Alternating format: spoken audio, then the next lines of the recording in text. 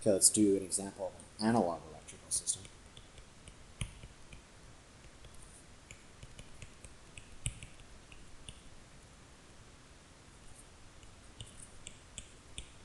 Classic example used in every book since the dawn of time is basically a PA system.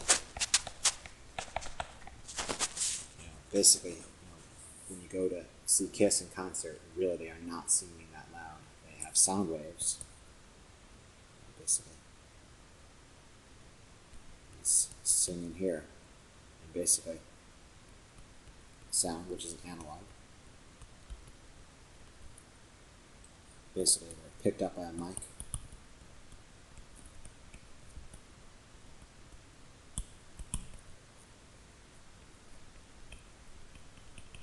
It's not an ice cream cone, it's a microphone. And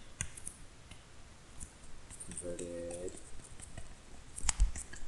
to analog audio signal.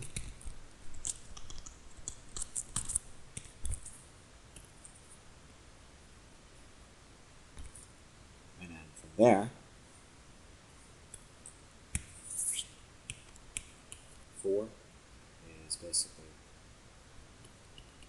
that analog audio signal is fed to the input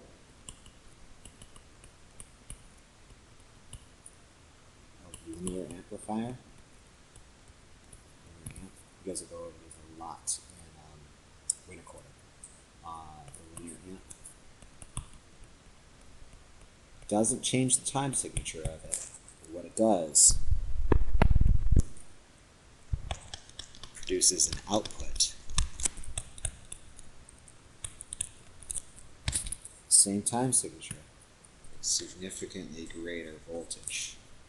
You're gonna have to imagine that matches that right there. And basically, it produces an amplified output signal, amplified audio signal, which basically is increased voltage, no time shift, and that in turn fed to the speaker. And what it does, it produces the same sound, substantially louder. Basically changes the amplified audio signal back to sound waves with greater volume than the original. Okay, now let's talk about a digital and analog system.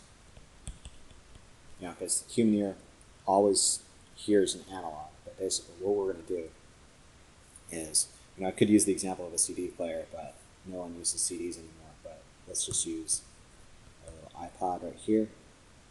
And basically inside the iPod there's not little Kiss in there singing the songs. Actually, Kiss's music has been transferred to a digital signal.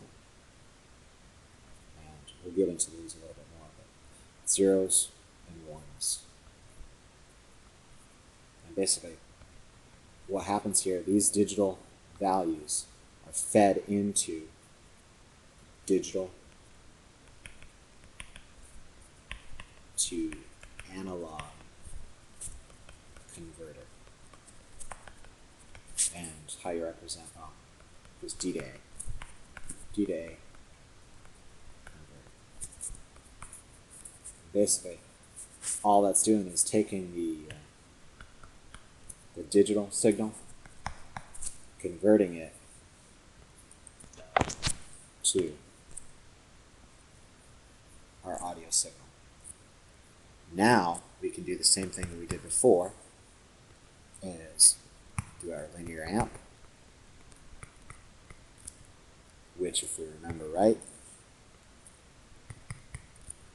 produces the same time signature but a greatly amplified. Again, we have to pretend those kind of look like each other.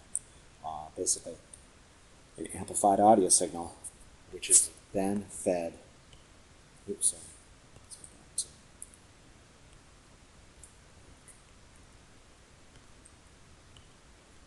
fed to a speaker,